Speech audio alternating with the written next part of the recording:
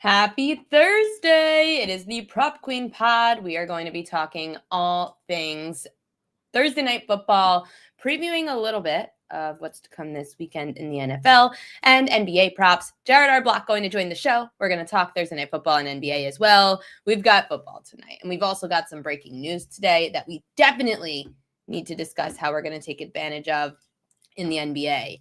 A lot of things going on in the world of sports. And before we get started, so today I just was a little late because I was on the phone with my agent.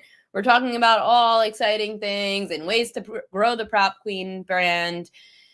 And then he ends this 40-minute long call that we have with this. Good luck to your Ravens this weekend.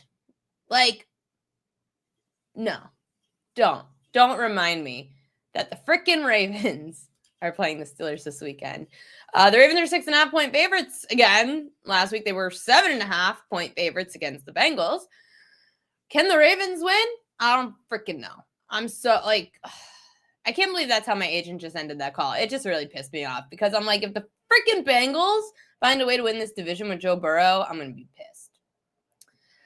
Thank you, Just Rodriguez. I got my hair done today because I'm actually going to a gala tonight. I'm very excited about the gala. So we'll see. But 5 years, 3 likes, decent ratio. What? I don't know what you're talking about. Okay. No Luca. Jays got ceased. The Jays are looking good, my friend Mark. The Jays are looking good. They're putting in effort. Hopefully they can make it work. The big news of the day, though, is Giannis Antetokounmpo is out for 2 to 4 weeks, which at least he avoided the Achilles injury, and it looks like it's just the right calf strain. But it's still a big deal for those Milwaukee Bucks. This coming literally hours, and there's the agent. You're welcome. Yeah, thanks, JJ. This coming just hours after the Shams announcement that Shams said Giannis was fielding calls to see if he's going to stay in Milwaukee. And then they said, well, Giannis only really wants to go to the New York Knicks. Then hours later, Giannis hurts himself and is out 2 to 4 weeks. How do we take advantage of it? Well, we kind of tried to last night, and we lost this bet by fading it because Giannis ends up leaving the freaking game with Rollins. I'm going to show you guys on props.cash.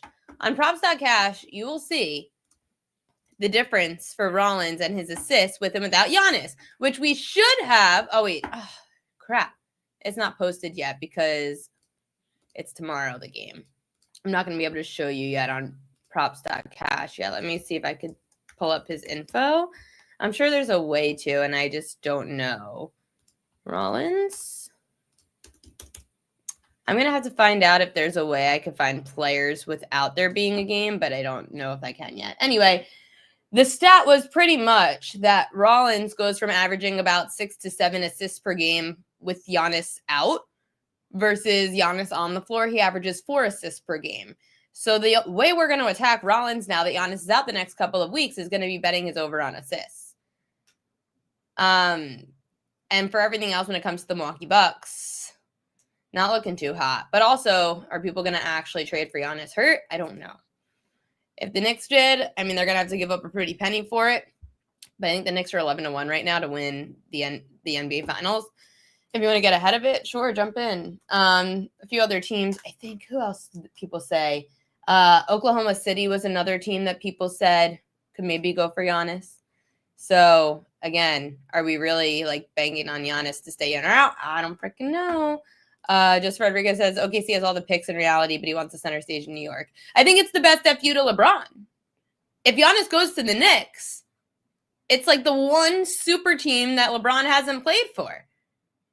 They'd have to give up Bridges and Cat. It's agreed, Joseph. That's what I heard as well, that they would give up Bridges and Cat to get Giannis, which honestly is fine. Giannis is insane as long as he's healthy. It would suck to give up Bridges and Cat for an unhealthy Giannis Antetokounmpo. I did see that Jason Tatum was at the Ravens practice today, King K. I did. It was very interesting. I guess he's friends with somebody. I didn't read into it too much, but I did see he was at the Ravens practice, to which Lamar Jackson did not practice again today. I should have actually started with this because JJ and I, that's how I started the show, was JJ and I ranting about how the Ravens freaking suck. Lamar Jackson not practicing on a Thursday is weird, and they've had a lot of days off. They played on Thanksgiving. Like, why is why is Lamar not practicing? He's hurt, guys. Like, he has to be. Something is wrong with him. Even though he's talking and yapping on social media, saying say less about people talking crap about him, because he's sucking. There are some trends going into the week, though, that really stood out to me. And I'll tell you guys about certain props that I saw. We've got Jared Block coming on at 5:30 p.m. Eastern time. JJ, he said, so I need to drop him on fantasy. Same. See, it's the fantasy curse. When you draft your own quarterback ends up sucking. I never draft Lamar. I always end up picking somebody else because you're always told in the fantasy world, don't draft quarterbacks in the second round. And you have to draft Lamar, Patrick Mahomes, or Josh Allen in the second round. And I drafted Lamar this year, so I jinxed him. Rest in peace. Whatever. The AFC is wide freaking open. Should have drafted Daniel Jones. Daniel Jones' leg is falling off too. Kyle Hutton in the chat? I thought you hate me, Kyle. Guess not today. That's tomorrow's news, I guess. But yes, Gibbs over receiving is something that I really like. Let's dive into some prop queen edges of the day. We'll get into some NFL best bets for Thursday Night Football. And then we can get to Jared Block. And then on YouTube, I'm going to post some early NFL bets. So you can check out the YouTube page at Prop Queen Media. You go to the YouTube page, check out any early lines, early props that I like in the NFL coming up on Sunday. I'll post a separate prop for that. I don't know why Kyle hates me, Mark, but he always comes on this chat and tells me to get a real job. Hence the pinned tweet at the top of my X page. Because people tell me to get a real job as if this is harder than a real freaking job. Harder. Wrong Kyle. Is your first time here? Okay. There's a guy named Kyle Hutton. Thanks. Sorry, Kyle. Your avatar looks similar to his. There's a guy, Kyle Hutton, who hates me. And he comes on this stream like every few days and he just like rips me apart. And I don't block him because I have the ability to not care. Prop queen is a real job. You know what the best part is? It's not a real job. It's the best part. Sorry, new Kyle. Thanks and welcome to the show. Welcome to the show, Kyle. Sorry about calling you out. This Kyle doesn't hate me. The other Kyle, who has a similar avatar to this Kyle, hates me. We like this Kyle. And I guess I should be better at not talking bad about people in the chat because it pisses some people off. But some people deserve it. But not this Kyle. Not this Kyle. We'll give Kyle some winners for today and Thursday Night Football to make up for it. Prop Queen Edges of the day. And I have a Prize Picks lineup that I already have up on my Prize Picks account. So I'll show that to you guys at the end of the show. Prop Queen Edges in TNF on now. And then I'll show you guys some props.cash stuff that correlates to some of my Prop Queen Edges of the day. And I'm glad that Kyle is not mad at me. I'm glad. John says, glad he transitioned to YouTube from the Twitter broadcast. Yes, so we will, at the end of this, switch over to just YouTube and talk about all things for Sunday that stood out to me from some early lines. John Harbaugh will be coaching the Raiders next year. Nah, these head coaches take a break. They take a year off. The question is John Harbaugh going to be coaching the Ravens? There are, apparently, from my sources, there are issues going on in the Ravens front office. I just don't know between who. That's all I was told. There are issues in the front office. They're getting hostile. The front office knows that there is something wrong with the team. The front office knows that they need to win now, and something's not working. I just wasn't aggressive enough to ask who in the front office is having issues with the owner. But apparently Steve Bisciotti is having issues with some people in the front office. So it's crazy. The Ravens went from being an organization that everyone wanted to work for and play for to now, we don't know. How many monitors am I rocking? Just one, actually. But I have 18,000 tabs open on my computer. Props.cash. Let me just get this up. And remember, you guys can use props.cash using promo code PropQueen, and you will get 50% off of the first month. And if you are a Prop Queen newsletter subscriber at thepropqueen.com, you got all these props with all the analysis early this morning. So anyone who's a premium subscriber to the propqueen.com newsletter gets these props. They got them at 11 a.m. Thursday Night Football. So the first prop we're going to talk about is Jared Goff over 249.5 passing yards. I was looking at Jared Goff's numbers against teams that are bottom 10 against the pass, which is the Dallas Cowboys. And he's averaging, or he's gone over his 249.5 passing yard prop in 3 of those 5 games. In fact, he's averaging 260 passing yards a game. At home, Goff went over in both his matchups against the team bottom 10 against the pass. We all know that Jared Goff always plays better at home. So everyone was saying that the Dallas Cowboys defense is looking better. And it is. It definitely is looking better. The Cowboys look much better in the last few weeks since getting Quinnen Williams. However, they still are allowing a lot of passing yards to quarterbacks. So I'll pull up Props.cash real quick to show you guys what I mean.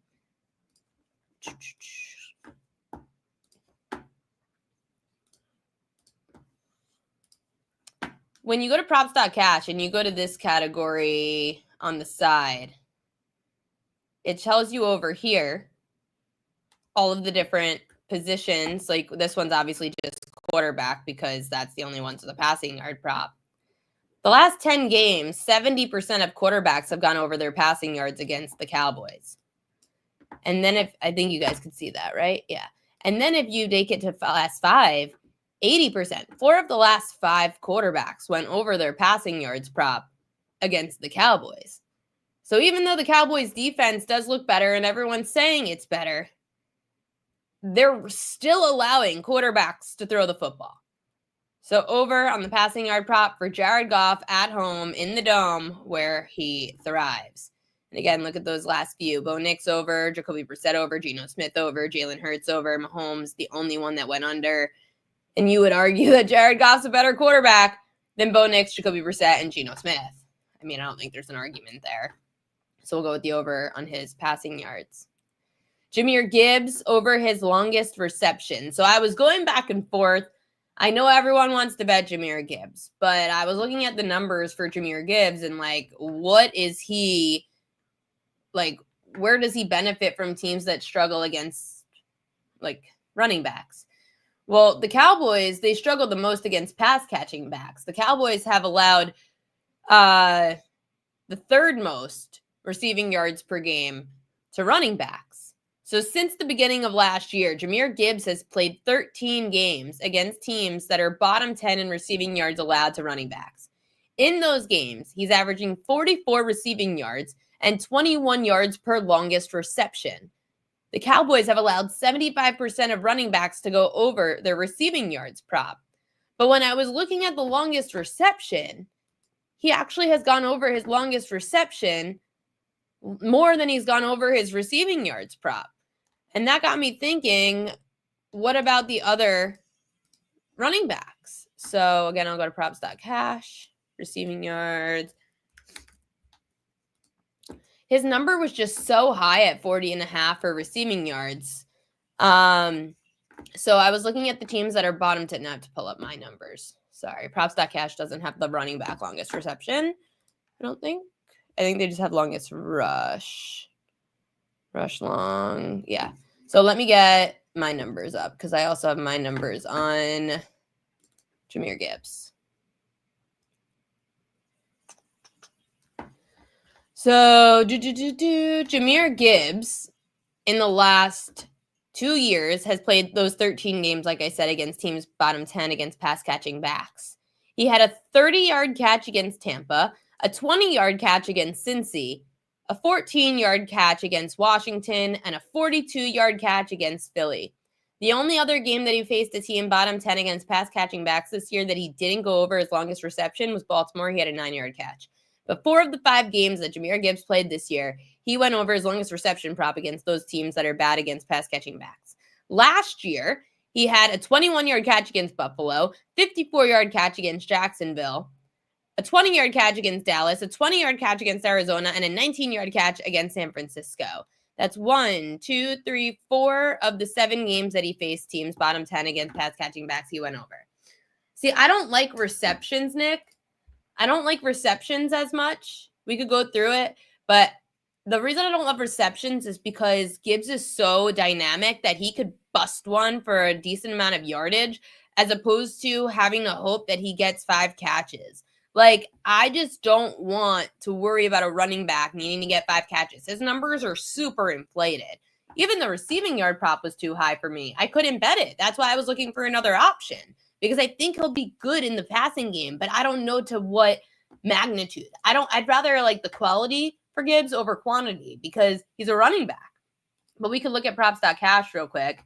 I'll show you why. And props.cash will show you this too. Look at this. Jahmyr Gibbs receptions. That's a lot of red in the last 10 games. I'm looking at prime time, still a lot of red for Jahmyr Gibbs in prime time. So I can't go for the receptions. His receiving yards was okay. Home, like, and again, see, it's too high. So I had to go for a longest receiving yard. I think the longest catch was the best. Lions banged up. The Lions are very banged up, and you would hope it leads to dump offs. But again, I just can't do game plan, Gibbs, passing game, 5+ catches. If you told me it was like a 2.5, a 3.5, that's fine. But once we start hitting that 4.5 range for a running back, it's too many. Even like a Christian McCaffrey, it's just too many times to have to throw to a running back, especially when. And the other thing you could say too, though, in its defense, is that Amon-Ra St. Brown is not healthy. So if you're looking at somebody else to use in the passing game, then you can use Jahmyr Gibbs, and then you make David Montgomery more of your workhorse. For sure, especially against a team like Dallas that struggles against pass-catching backs. So I do like Jahmyr Gibbs in some capacity, but I just felt like a lot of his numbers were very inflated. So that's why I went with just one big catch. Dak Prescott under his completions. So Dak, sorry, one more thing about the longest reception props. So the Cowboys have allowed the 3rd most receiving yards per game to wide receivers. Amon-Ra St. Brown, questionable with that ankle injury. But the deep threats of the Lions, Jameson Williams, Sam Laporta, and Jahmyr Gibbs are the other 3 outside of Amon-Ra St. Brown. But the problem is Jameson Williams, so he has 14 big catches. Amon-Ra St. Brown, 11 big catches. Laporta and Gibbs, 6 big catches. Big catches are 20+ yards of a catch. So those are your top 4 deep threats, per se, in Detroit. But I was looking at Jameson Williams' numbers for his longest reception, and they weren't that great. The problem is we don't have much of a sample size without Amon-Ra St. Brown. Jameson Williams, let's see, without St. Brown. Scroll down. That's the other thing, too. You could do, like, without a teammate. Without. That's prime time. Like, we have 1 game sample size. So it's not, and that was 2023. So it's not great. But anyway, just looking at the longest reception at home, prime time. Again, 1 game sample size. So it's not great. But at home, 1, 2, 3, 3 of 6. It's really high, though, at 28.5. So again, if I had to do a longest reception prop, I was going with the running back, Jahmyr Gibbs. I think everyone will be focused on Jameson Williams, but waiting on the status of Amon-Ra St. Brown. So if you guys in the chat end up seeing anything on Amon-Ra come out while we're on the live stream, let me know. And now my computer froze. That's not good. Oh, boy. Hold on. Hold on 1 second.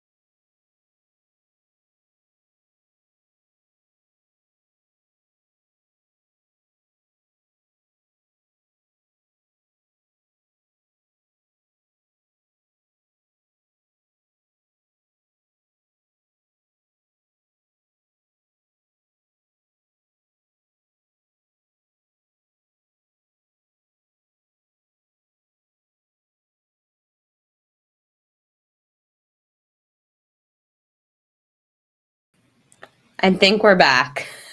Oh my gosh. Sorry. That was so weird.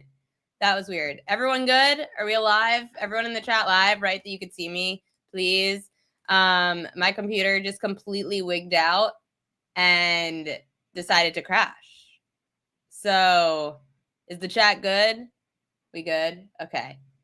Okay, thanks, EC Money, for confirming. Thanks, guys. We're so back. Okay, I'm going to just tweet out that we are back. That's not good. And my face froze at me, completely concerned. We are back. Computer decided. We are back. TNF props continued. Whew! I really thought my computer just broke, which would have scared the shit out of me. So very glad that we are back on this. Yeah, no, the computer wasn't a fan of me talking about the longest reception props. Okay, let's get into some Dak Prescott, because that was the other prop that we were talking about before I went to longest reception props. Dak under 23.5 completions. Yeah, the free space was great. I was actually concerned that that was the free space. See, that's how much I care about you guys. I care about you guys so much that my face was stuck in the concerned, oh my God, everything just went to shit face. Dak Prescott under 23.5 completions. I probably didn't like that I was sharing my screen. It overwhelms the system, but we're going to do it anyway because we love props.cash. Interesting trend on the Dak Prescott completions props. Pass completions, Dak. So since the start of 2024, Dak's gone under 23.5 completions in 5 of 6 games against teams that are top 10 in completions allowed. He's averaging just under 22 completions through his last 10 primetime road games. So look at this. Road, primetime, lots of red, last 10, averaging 21 completions going under in 6 of the last 10. Against Detroit, Dak's gone under in 2 of 3. So just looking at the matchups against the Lions overall, 19, 26, and 17 completions for Dak Prescott against Detroit. The Lions have allowed the 8th least completions per game at 19. And 75% of quarterbacks have gone under their completions prop against Detroit. So if you look at the Lions, 70% have gone under, including 5 straight. So as much as you could be concerned about the Lions being banged up, you could see all that red on the side there of all the players, all the quarterbacks that have gone under their completions prop against the Lions. So we could go under on Dak Prescott completions. Javonte Williams, I hit this last week, so I'm probably not going to, I don't like to back my props 2 weeks in a row. I will back a loser, aka Josh Allen. He didn't hit last week, but I do like Josh Allen this week. We'll talk about that. Again, if you're just tuning in, I'm going to just do a YouTube stream on the Prop Queen Media YouTube to talk about the upcoming NFL props right after this. So you could go over to the YouTube at Prop Queen Media, and we'll talk about some early NFL lines for Sunday. But we're just going to focus on Thursday Night Football right now and some NBA props with Jared Block. Javonte Williams under 67.5 rushing yards. Javonte, in both games that he played this year against the team top 10 against the run, he had 59 rushing yards against the Chiefs and 41 against his former team, Denver. Looking at the games that Williams went over his number on the road, he went over his number against the Bears, the Jets, and the Raiders. The Lions' run D is so much better than all 3 of those teams. My concern is that the Lions haven't contained running backs very well lately. 5 of the last 6 have gone over their rushing yards prop. The Lions have still allowed the least rushing yards per game to running backs. So recently they haven't been great, but Javonte Williams under his rushing yards stands out. I'm not going to back it over. And then Williams under his receiving yards. He's averaging 7 receiving yards per game on the road this year, going under in 5 of 6. I'll show you guys. Javonte Williams, receiving yards. And then I'll get to some of your questions in the chat, and Jared Block will also help with that as well. So 2025, receiving yards on the road. 4 straight have gone under. He's only averaging 7 on the road. And then you look at his home games. Look at the difference. That's the road. And then at home, a lot more green.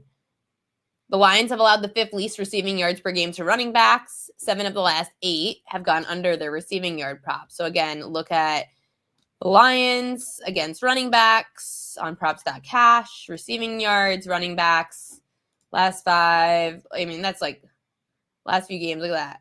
A lot of red here for the last few games going up against the Lions. Running backs have not been going over. Oh, I say look at that, and I'm not even showing you, dumbass. Here we go. Sorry. A lot of that red on the right side for all the running backs that have gone under their receiving yards prop. So a lot of unders there on the road, 4 straight unders for the receiving yard prop for Javonte Williams.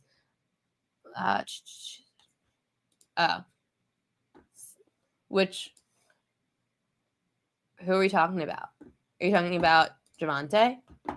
Talking about Javonte for that under? Because Mark was saying in the newsletter it was a good call. Do we like Tesla or Kennedy for anything? Let's bring on our next guest, and he'll help us out. Coming over from Trinity Analytics and Props.cash, it is our good friend, Jared Block. Happy Thursday.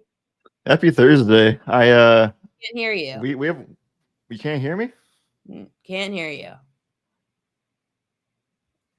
I hope that's not a me problem. Talk? Hello, check. 1, okay, 2. I got you. Okay. There we go. Happy Thursday.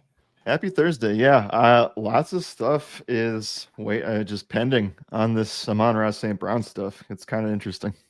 It is very annoying that we don't have info on Amon-Ra St. Brown. It kind of keeps us away from any kind of receiver props, I feel like, especially when it comes to Jameson Williams. We did have the question about Tesla or Kennedy for anything. Did you have any thoughts on them? I have several. I think of course before we even get there, I think we need to. I want to be just extremely excited about the situation, but I have some worries about how effective the Lions passing game could be. We have 4 linemen on the injury report for Detroit right now, and we do know that Penei Sewell, the right tackle, is expected to play. That's huge. The problem is that we don't know if their starting center will play. We also know that Frank Ragnow, who tried to come out of retirement, failed his physical, and now he's not eligible to play for them this year. So that's a huge deal, especially when Quinnen Williams and the Cowboys now have quietly become the league-leading defensive line in pressures over the last 3 weeks, 29%. So if you're telling me Goff is going to be missing a few linemen, I worry about what that does for bigger plays. I think that's still fine for Jameson Williams. They'll move him around. They'll get him open. If ARSB plays, I expect him to be more of a decoy.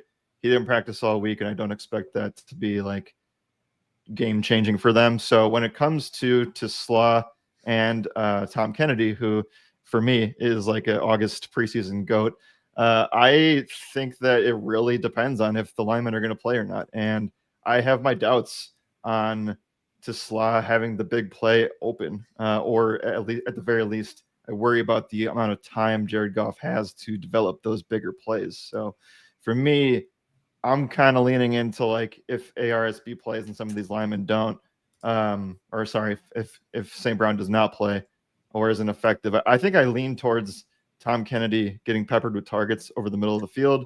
I think that could be a good thing for Jahmyr Gibbs's receiving lines as well. So for me, I kind of lean Tom Kennedy right now.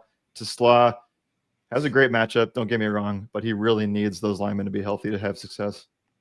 Let's talk about some of the other plays that you like for tonight. You're looking at CeeDee Lamb, and it's funny because I saw yesterday that MGM's John Ewing, he posted that George Pickens has 99% of action coming in on his over receiving yards, which is no surprise. Yeah. Everyone's high on Pickens. So we have to, Mark just said St. Brown out. Is that confirmed?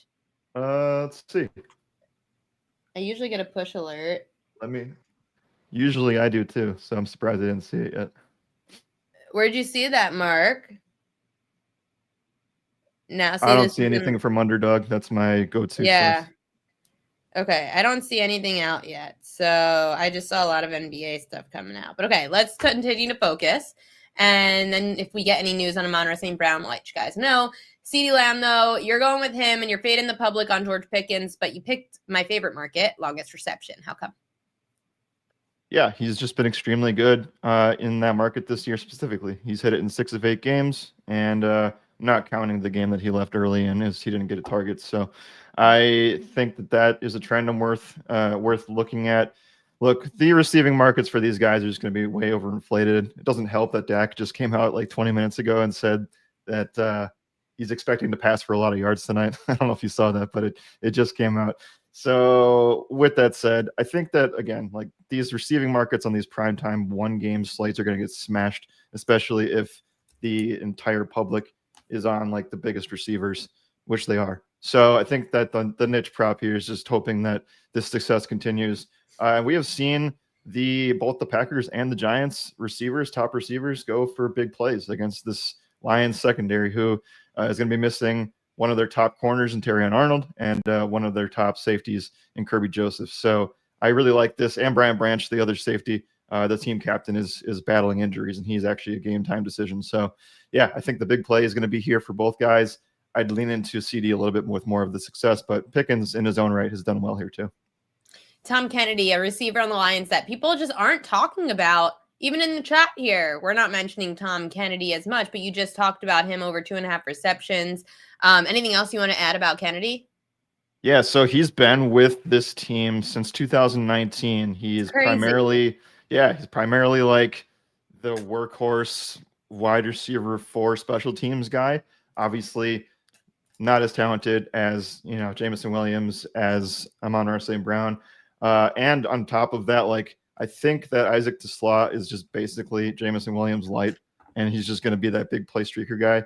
Tom Kennedy is going to get the hard yards. He's going to be over the middle of slot receiver. I just feel like in a game where there's going to be a lot of pressure, like we alluded to before, he's got one of the better chances to just be more of like a chain down and distance type of receiver, especially if there's pressure. And he reminds me, he is very much like this Julian Edelman type of guy, like a super underrated slot receiver doing all the dirty work. Obviously, those two are extremely uncomparable, but that's kind of what I'm looking at here. And then Dak Prescott, you said over on his passing yards. However, Dak Prescott, is that just because of what he said earlier, or is there actually No. Obviously, there's the Lions secondary has always been their Achilles heel. It's been a little bit better, but they still I like the under completions for Dak, just because that's been a trend that Dak hasn't been able to complete these passes as much, but it doesn't necessarily mean he can't go over his passing yards with one deep throw. Right. So my thing with Dak here is that they have the fourth best offensive EPA per play in the passing game. This year he's thrown for 300 at back-to-back contests, and in those contests, like, you didn't expect those massive passing scores against the Chiefs and Eagles, but here we are. So I like that environment. I like the fact that this game, again, like I said, like if you were, again, like the 54.5 game total is insanely high. I think that this game has shootout potential, but I kind of do worry about the Detroit stuff. I think I'm just more into the idea that the Lions have allowed just so many 20+ yard completions in the passing game, the fifth most this year. And I just think that, with the efficiencies of this offense, I could see him going under completions just because of what is that, by the way? 21.5 or 23.5. Sorry, 23.5. That's just a high number in general. I think that Yeah. has a lot to do with just the 54.5 game total. And they are expecting, I guess they're giving Detroit the home field 3 points. I like Dallas straight up. I'm not really a side total guy, but I like Dallas to win this game. And I do think that could, lead to the success of the under completions, but I do expect him to go for over 275 yards tonight. Do you think that this game, I mean, I know that and I'll get the exact numbers, I'll pull them up, of how heavy the public is on this over, but it just feels like such a public over. I know that it's a high total sitting at 54.5. It's on the rise. It was 53.5 on Sunday, and since Sunday went up. So DraftKings splits, it's not that much. It's 53% of handle, 63% of bets. So it's not that heavy to the over, but do you see this still being an overs game, or you think that there's contrarian under at play? You can I completely agree with why people are excited to bet the over of this game. And I think that it makes a lot of sense on paper. If you were to So I'll just say that, like, I do like the over of this game, but if you were to be contrarian and make a case, like build a case for the under, you can argue that no ARSB could produce some systemic failures for the Lions. We talked about the offensive line stuff already. There's also a world on the Dallas side where I came into the conversation with you still having that graphic up about Javonte. Like, if you think that the under of rushing yards, it kind of stalls this offense, there's a world where this game can just go under if Dallas can't move the football. So I think that they will, and that they'll do it through the passing game. But there's definitely a world where you can buy into the under, and we're not even like looking at like a massive under either, like under 50. Like if you get what would it be, like a 27-24 game, no matter who wins, is still an under, right? So Yeah. That's a lot of points still, and that's a great game. But under 54, that's just a lot of points to hit. But again, I still think that this one kind of just points to like my final prediction is 30-27 Dallas, and that's just a barely an over. But a fun sweat in general. I love defensive player props. I just couldn't find a market, and I typoed this. This is my typo. It's Quinnen Williams. I know. It was just me being bad at typos. But anyway, I love defensive player props. I love total tackle props. The tackles plus assists market is awesome, and it's so underrated because we never usually could get a defensive tackle for a prop, especially like for prime time. Like they never give us defensive tackle props, and a lot of them do weirdly go over their tackles plus assists props. Props.cash proves to us that they're like 100% a lot of the times when we are granted the amazing overs on these low, like a 2.5 for Quinnen Williams. How come you chose Williams? Yeah, I took the over of Myles Garrett over the weekend. That was, again, very, very they gave us a 3.5 tackles plus assists play against the 49ers. This is a similar play to where I just think that the defensive line can overwhelm. Like I mentioned, the big, it's not even like ARSB is a highlight of the game, but I think that the under like lying fact here is that Detroit can get just absolutely bull rushed in the middle. And I think that they will try to run a lot with Gibbs. They will try to do whatever they can on the ground and play the way that they want to play, especially if they can't, like what happens if they can't get the passing game going against a bad pass defense. So I worry about a lot of things. And I think Quinnen Williams, like I mentioned before, has vaulted this Dallas defensive line to a 29% pressure rate, which leads the NFL. I think that we're not necessarily reliant on sacks here, but I do think there will be a lot of opportunities for him to push things. So I think that, what is it? What did I say? 2.5? 2.5. Yeah, I mean that's just too low. Like it's he could so have 2.5 sacks tonight. Such a star player like Quinnen Williams. And for the parlay crowd, you've got a parlay tonight, an SGP that's plus 1,761, so just under 21 odds. So what do you got? Yeah, this is again like this is more of like a fun long shot type of sweat. We talked about reasons why the game could go under, but if you think that everything kind of just smashes here, like a lot of things say it could on paper, then this is like how you get to that 55 game total. I think that Dak can go ballistic here. I think that, if both offenses are on their A games, it's hard to say that Detroit is in a spot where their offense can do that, but we've seen Dallas's defense still give up a ton of points, even though they are stopping the run better and they're putting more, they're putting more pressure on opposing quarterbacks. They're still allowing a lot of like team points. So I think there's a lot of worlds where this can be in play. It's definitely a long shot, so I wouldn't put anything more than like a quarter unit on it if you're interested. But yeah, I'm running a giveaway for this if this hits tonight. So what's the giveaway? Head over to my handle. I haven't figured it out yet, but it will be cash.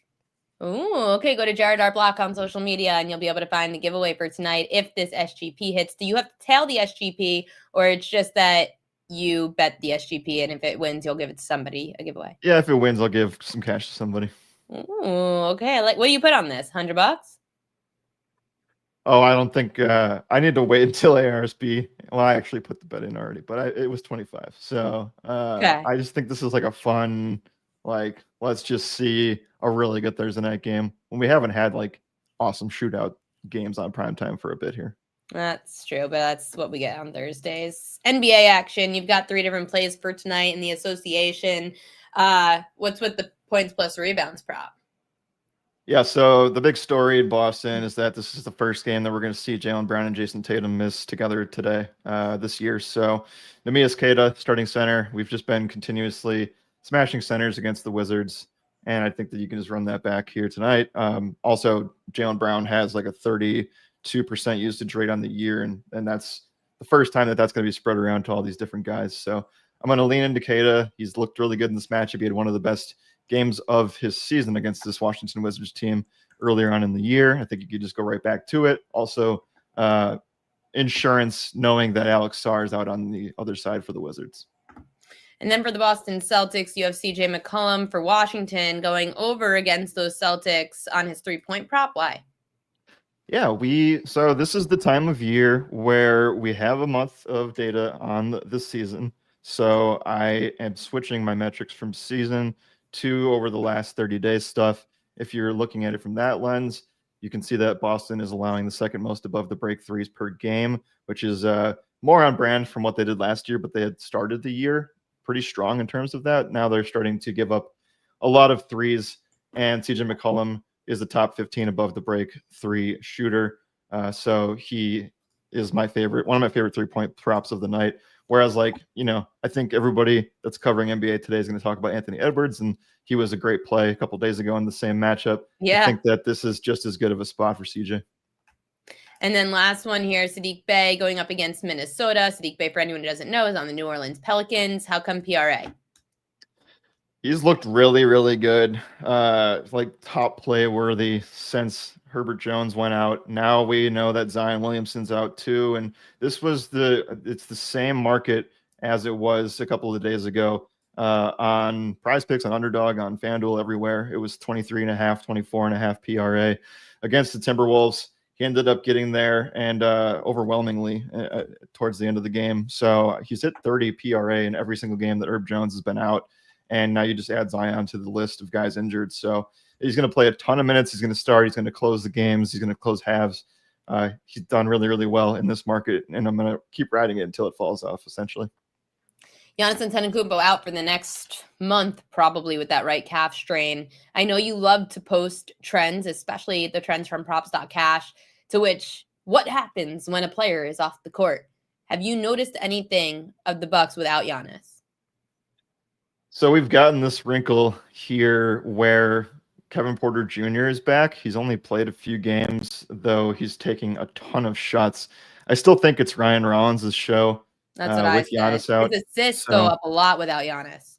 Yeah, and he did get hurt, but then came back yesterday, so that's kind of a untrustworthy sample size. But Ryan Rollins has been the most consistent guy, where you thought maybe historically it's been a Bobby Portis or a Miles Turner. Those things really haven't come to fruition. And we've seen that it's been more of a guard presence when Giannis is out. So think we're going to look at Rollins and KPJ moving forward. I'm not, as a Bucks fan, I'm really disappointed on the Miles Turner. I know, I wasn't going to really dig that knife deep. Oh yeah, it's been a terrible 24 hours there. I don't know. Who knows what's going to happen? What I do know is that we're not going to see him for a month, if not further than that. So or forever. I think you kind of just have to, at least for now, you have to really just believe in Ryan Rollins moving forward. I think he's probably going to end up being a top most improved player type of award situation. So I'd look at that. But yeah, I'm interested to see what KPJ and Ryan Rollins do together because that's going to be something to watch here. But I do expect it to be Rollins. How much are you concerned about the future of Giannis in Milwaukee? Oh, I've said it a lot. Maybe not on X or publicly, but in our Discord and where we talk about all that stuff, I don't have a good feeling. You think he's traded by the deadline? Yeah, I mean, I think so. Which is a really fast turn of events. So a month ago he was saying that this was his city and all that stuff, and I never really believe in the Instagram deletion stuff. That's kind of just weird, but it does feel like it's heading that direction. His family's not even in Milwaukee anymore, and that's just what it is. So I got to see a title, and I got to see a small market team win a title in that regard with him. So I'll always be thankful for that. But like the last thing that I checked just to be curious was like he's made the city of Milwaukee, the downtown district where they play those games, that's like, almost $5 billion over his career. And that Milwaukee's not a basketball city without him. So I think it's a really dark decade if he leaves. I understand. But listen, all these places have been able to somewhat make comebacks. Look at the New England Patriots, who went on the run with Tom Brady, and they had a few dark years, and now they have the easiest strength of schedule in the NFL and are the number one team in the AFC. So sometimes the schedule just works out in your favor. But anyway, what'd you say? I'm wondering about Queen also tonight. Oh, okay. Last question, and then I'll let you go. People are asking about Derek Queen tonight against the T-Wolves. Yeah, it's a terrible matchup for one, and we just saw Rudy Gobert smash this team, and he's in a really good spot again tonight. Look, I think that Queen and just the entire Pelicans starting rotation, if this game stays competitive, which they proved that they could take things to 4 quarters with the Wolves a couple of days ago, if that happens, Queen's fine. I wouldn't like be super bullish on it, but I think that all the starters here are in good enough spots to at least consider them. I like Bay. He's just been more consistent with Herb Jones out, but once you started, I was on the show I think last week, and we were talking about Derek Queen. Yeah. Primed for a breakout a few weeks ago when he had the first breakout game for Derek Queen. I had that over. Yep, and then we were on the show and we talked about it again, like saying that he was going to be awesome, and then he got benched and played like 16 minutes that night. So there's always a world where that can happen, but now with Zion out, I think that this is totally fine. But yeah, I'm not. It's not a great spot. Why I backed it that last time was because it was without Zion. Right. It's again one of those things with the Pelicans, just like it kind of was when who was it? Valanciunas, that was the Pelicans center, right? Yeah. And like then you go Valanciunas was out, when Zion was out, and it's all about Zion. And Zion is always questionable. There hasn't been a game in Zion's entire career that he hasn't freaking been questionable. But you are never questionable, Jared Block. You are always here on Mondays with me. I know today's Thursday. I didn't have a show on Monday, but we are glad to get you in at some point this week, and Thursdays are perfect for NFL and NBA. Everyone follow Jared R. Block on social media, Trinity Analytics, props.cash. You are the best. I will see you on Monday. Good luck tonight. All right, you too. And everyone remember that parlay, if he does hit it, Jared's going to give away something. So follow him over at Jared R. Block on X, and he will tell you what the giveaway is if he hits his parlay. I've got propaganda. Then we'll get to my prize picks lineup tonight, which features, of course, my two of my 3 favorite props of the night. So I'll tell you guys those. And then remember, for anyone who's tuned in right now, I'm going to just do an exclusive YouTube stream after this show, where on the YouTube stream, I'm going to talk about some of the Sunday NFL early props. If you want to get in on those, I bet 3 of those on my Pickett Sports account last night. You could follow all of my bets over at Pickett Sports at Ariel Epstein, and you could use, or I think it's Prop Queen. Hold on. Let me see what my username is on Pickett. I have like different usernames on a million different things. My profile is Prop Queen. Ariel Epstein is the handle, though. So you could follow at Pickett Sports. Use promo code Prop Queen. Sign up. It's free. If you use promo code Prop Queen on Pickett Sports, and you could track all my bets, and you could track all your bets as well. But again, I bet all those last night for Sunday and for tonight. But first, that's so nice of you, Mark, to check in on New Kyle. New Kyle, did he leave? That'll be so sad. I haven't seen New Kyle. But New Kyle enters the chat. Anyway, it's the most bet on props of the day over at BetMGM. Let's get to propaganda.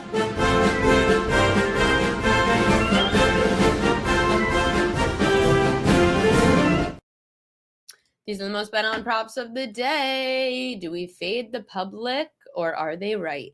99% of money is on Malik Davis over rushing yards. George Pickens over receiving yards. David Montgomery under rush attempts. CeeDee Lamb over receiving yards. CeeDee Lamb over longest reception. George Pickens over longest reception. David Montgomery over his receiving yards, interesting. And Kevontae Turpin over 1.5 receptions. Those are your most bet on props over at BetMGM tonight. in Thursday Night Football. Clearly everyone loves George Pickens. And I'm confused on the David Montgomery thing because I would think, and again, this is just me, I would think that the Lions are going to use Jahmyr Gibbs more as the pass catching back to add him as another receiver, and David Montgomery be your ground and pound running back. So the under rush attempts is interesting. I would go over actually on David Montgomery, potentially rush attempts. I'm going over on, like I told you guys, I'll show you guys the Prize Picks lineup, but we fade the public, even though I do believe that CeeDee Lamb or George Pickens, one of them has to go over. Props.cash actually brought up this very interesting trend. Let me see if I can find it real quickly. Props.cash did mention something about the two receivers and how they can be correlated. So let me find it. Where was this? They have a new market out on props.cash where basically you could see, oh, here it is. It says when CD's receiving yards hit, Pickens receiving yards hit 80% of the time. I'll show you the tweet. And this is the new market that props.cash has up. So you could kind of see how correlated things are, where you could see if this hits, what else hits on the team. So you could see here, CeeDee Lamb's receiving yards, when he hits the over, which has been 56% of the time this year, 60% of the time in the last 10, then you see on the right side, George Pickens hits 80% of the time when CD goes over. So I just find that to be very fascinating, how some of these trends could be correlated amongst players, like the wide receivers here for CD and Pickens. Royal Locks of the Day, brought to you by Pickett Sports, and also my Prize Picks lineup of the day. It is Royal Locks. Royal Lock of the Day. Let me just, oh no, I'm going to tweet it out first. Tweeting out Royal Lock of the Day, best bets. Royal Lock of the Day, aka best bets. Brought to you by Pickett Sports and Prize Picks. Even though I don't know if those two could be correlated, but we're going to see. So my three favorite props of the day, or I'll tell you the two. I'll tell you the Prize Picks lineup first. So this is my Prize Picks lineup of the night. $250 bet makes you $750. I really like Jahmyr Gibbs over 13.5 receiving yards, which I also bet at Pickett. You could see it on the bet slip, but Gibbs over his receiving yards, or sorry, not receiving yards, longest reception for Jahmyr Gibbs. I had to go with the unique market because the receiving yard prop went from 35.5 to 40.5, and that is way too freaking high. Gibbs has played 13 games since the start of last year against teams bottom 10 against pass-catching backs. He's averaging 44 receiving yards and 21 yards per longest reception. And then you go game by game and you realize that 4 of the 5 games this year that Gibbs faced a team that was bottom 10 against pass-catching backs, he went over his longest reception. But only, I think, 3 of 5 went over his receiving yards. The Cowboys have allowed the third most receiving yards per game to their opponents. 75% of running backs to face the Cowboys did go over their receiving yard prop. And since Jahmyr Gibbs is tied for third in the most big catches on the Lions, and we are going to likely be without Amon-Ra St. Brown tonight in Detroit, I'm going to go with Jahmyr Gibbs over his longest reception. Dak Prescott under his pass completions tonight. Again, on Prize Picks, you have to bet one prop for each team in a primetime game. So I had to pick another on the other side. Dak Prescott under completions, 23.5 is so high. Since the start of last year, he's gone under this in 5 of 6 matchups when facing a team top 10 in completions allowed. Dak's averaging just under 22 completions through his last 10 primetime road games. Against Detroit, Dak's had 19, 17, and 26 completions, so under in 2 of 3. The Lions have allowed the 8th least completions per game at 19 a game. 75% of quarterbacks have gone under their completion prop, including 5 straight. So I'm going to go under pass completions, 23.5 for Dak Prescott. And then the other prop that I do like tonight from the Prop Queen Edges list, so again, best bets of the day, also brought to you by Pickett Sports. Jared Goff over 249.5 passing yards is another prop that I bet today on Pickett.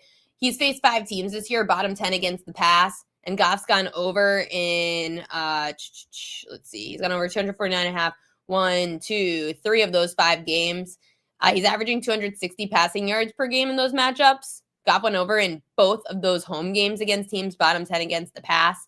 He's always better at home. The Cowboys have allowed the most passing yards per game to quarterbacks at 270.